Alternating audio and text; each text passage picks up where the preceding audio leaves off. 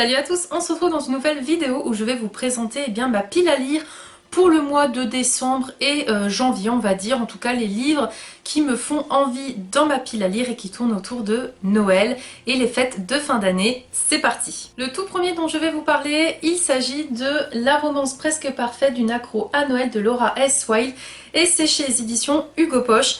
Déjà au niveau de la couverture, trop beau, et je pense que ça va être d'ailleurs la première lecture que je vais me faire autour de Noël parce qu'il me fait super envie et je vais vous lire son résumé. Zoé est passionnée par Noël à tel point qu'elle a décidé d'en faire son métier en créant son entreprise d'événementiel. Sa mission, imaginer des décors féeriques pour ses clients, mais accaparée par son travail, Zoé néglige les moments en famille. Elle décide donc de prendre de bonnes résolutions. Cette année, elle va s'accorder des vacances et retourner dans sa ville natale pour passer du temps avec les siens. Ce qu'elle n'avait pas prévu, c'est d'embarquer Ethan dans ses bagages. Pour ce journaliste, Noël n'est qu'une fête de plus à laquelle on accorde bien trop d'importance. Alors quand le magazine qui l'emploie lui demande de rédiger un article sur Zoé, il se retrouve bien malgré lui embarqué dans un tourbillon de décorations, de sapins et de pâtisseries en compagnie de la jeune femme et de sa famille aussi mordue qu'elle. Celui-ci, je pense que c'est ambiance Noël garantie à 100%. Le suivant, c'est forcément un Juliette Bond parce que j'aime vraiment beaucoup cette autrice et ses histoires. Il s'agit de Tu fais quoi pour Noël, je t'évite. Alors c'est un livre que j'ai reçu qui a été un petit peu endommagé, vous verrez peut-être pas forcément à la caméra, mais en fait tout ici il est tout plié, mais en tout cas c'était un roman de l'autrice qui me faisait super envie. De la haine à l'amour, il n'y a qu'à pas, mais attention au verglas. Charlie déteste Blade et Blade lui rend bien. Elle a essayé de s'entendre avec ce grand brun, vraiment, mais entre eux, ça ne passe pas. Le problème, c'est que Blade est un ami de James, le nouveau petit copain de la meilleure amie de Charlie. Alors autant dire que l'éviter est sans espoir, car si les filles ont la réputation de n'aller aux toilettes qu'à deux, les hommes, eux, sont visiblement incapables de boire une bière sans leur homologue testostéroné. Mais quand les soirées évoluent dangereusement vers un projet de vacances en groupe pour les fêtes de fin d'année, Charlie comprend qu'elle est fichue. Car s'il y a une chose qu'elle déteste encore plus que Blade, c'est bien Noël. Et si Blade l'apprend, il va tout faire pour que ce séjour en Laponie devienne son pire cauchemar. Et en plus ça se passe en Laponie, autant dire que j'ai trop hâte de lire ce roman. Le suivant, il s'agit de Les ours mal léchés s'apprivoisent à Noël. Et c'est de Valentine Stergan et c'est pareil chez Hugo Poche. Et j'aime bien cette petite couverture avec un petit renne, elle est assez efficace. Malgré un quotidien bien huilé, Irène a l'impression de passer à côté de son destin. Alors, quand elle apprend que la vieille amie de sa grand-mère lui lègue sa maison en Angleterre, elle n'hésite pas et saute seule dans le premier avion, direction Charlestown. À l'aube des fêtes de fin d'année, elle démarre une nouvelle vie avec de nouveaux voisins, un septuagénaire loufoque, une pétillante serveuse, mais surtout Rodolphe. Solitaire et bourru, veuf depuis 2 ans. Aussi attirant qu'agaçant, cet homme des cavernes se maintient tant bien que mal au-dessus des flots grâce à son fils. Et si l'étincelante Irène réussissait à le faire sourire à nouveau, et si c'était ça, la magie de Noël? Et s'il suffisait de quelques flocons de neige pour réparer les cœurs? Voilà, je pense que ça doit être une histoire très touchante. Le suivant, c'en est un que j'ai dans ma palle depuis longtemps et celui-ci je pense que je vais me le réserver en tout cas pour janvier, mais j'aimerais vraiment le sortir. Il s'agit de Dans les forêts de Sibérie de Sylvain Tesson chez les éditions Folio. Déjà quand j'avais vu en fait la couverture avec un chalet, des arbres et de la neige, je me suis dit c'est pour moi. Assez tôt, j'ai compris que je n'allais pas pouvoir faire grand chose pour changer le monde. Je me suis alors promis de m'installer quelque temps seule dans une cabane dans les forêts de Sibérie. J'ai acquis une isba de bois, loin de tout, sur les bords du lac Baïkal.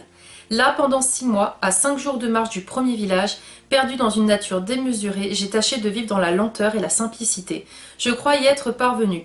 2 chiens, un poêle à bois, une fenêtre ouverte sur un lac suffisent à l'existence. Et si la liberté consistait à posséder le temps, et si la richesse revenait à disposer de solitude, d'espace et de silence, toutes choses dont manqueront les générations futures. Tant qu'il y aura des cabanes au fond des bois, rien ne sera tout à fait perdu. Là c'est vraiment un récit témoignage, mais je me suis dit que ça pouvait être sympa en fait de suivre cet homme qui vit reclus de tout en fait, juste avec ses chiens dans la Sibérie. Enfin, honnêtement, c'est vraiment un livre qui a eu de très bons avis et j'aime assez les récits un petit peu de personnes qui partent à l'aventure tout seuls. J'avais lu Wild de Cheryl Strayed que j'avais énormément aimé, où on la suivait en fait pour le Pacific Crest Trail. C'est vraiment un récit qui m'avait beaucoup plu parce qu'en fait j'avais J'avais trouvé ça super intéressant de voir comment elle s'en sortait, etc. Donc c'est vrai que c'est un roman qui, je pense, va me convenir. Le suivant, c'est aussi un vieux qui est dans ma palle, mais il serait grand temps que je le sorte. Il s'agit de Les vœux secrets des sœurs McBride de Sarah Morgan et c'est chez les éditions Harlequin. Dans la région enneigée des Highlands d'Écosse, Susan McBride est impatiente que ses 3 filles adoptives la rejoignent pour fêter Noël.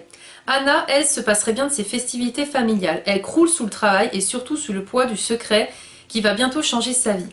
Bess, quant à elle, est en pleine crise existentielle et tout ce que la mère de famille souhaite pour l'instant, c'est du temps pour elle et du calme afin de décider si elle est prête à reprendre le travail.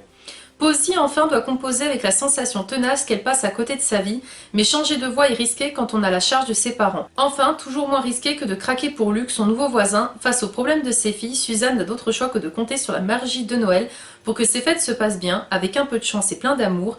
Peut-être comprendront-elles qu'ensemble, elles sont assez fortes pour affronter tous les obstacles, y compris un Noël en famille. Voilà, ça c'est une histoire franchement qui me tentait énormément. Et c'est vrai que Sarah Morgan, elle est vraiment bien réputée pour faire des bonnes histoires de Noël. Donc il est grand temps que je me plonge dans cette nouvelle histoire. J'ai ensuite pris, mais je les ai pas encore reçus, 2 romans que je vais vous montrer les images juste ici. Le tout premier, il s'agit de Vous faites quoi pour Noël? On se marie de Karen Ponte.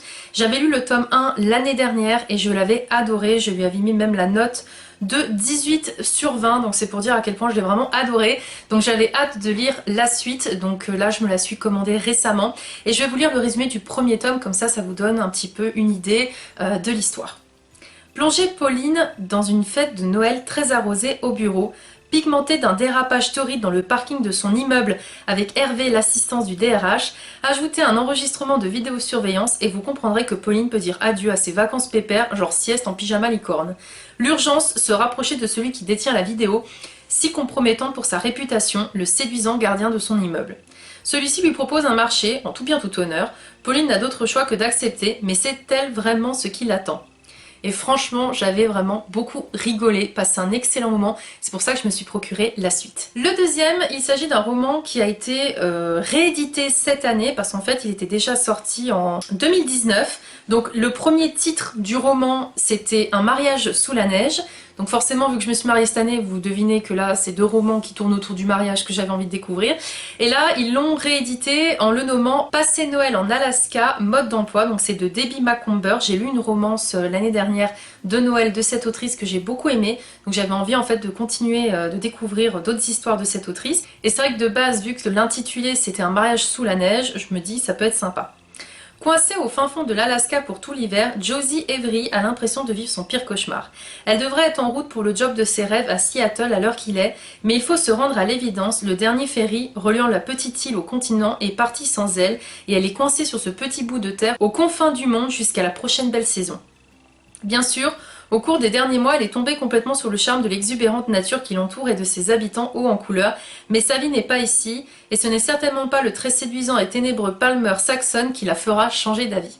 Voilà, en tout cas, le résumé ne parle pas d'un mariage, mais l'ancienne couverture, c'était bien écrit que c'était un mariage sous la neige. Donc franchement, je suis assez curieuse et j'aime vraiment beaucoup la plume de cette autrice, donc je me suis dit, pourquoi pas. Cette vidéo est maintenant terminée, j'espère qu'elle vous aura plu. N'hésitez pas à me dire s'il y a des romans que vous avez lus, ce que vous en avez pensé, si y en a qui vous font envie, et je vous dis à très vite pour de prochaines vidéos.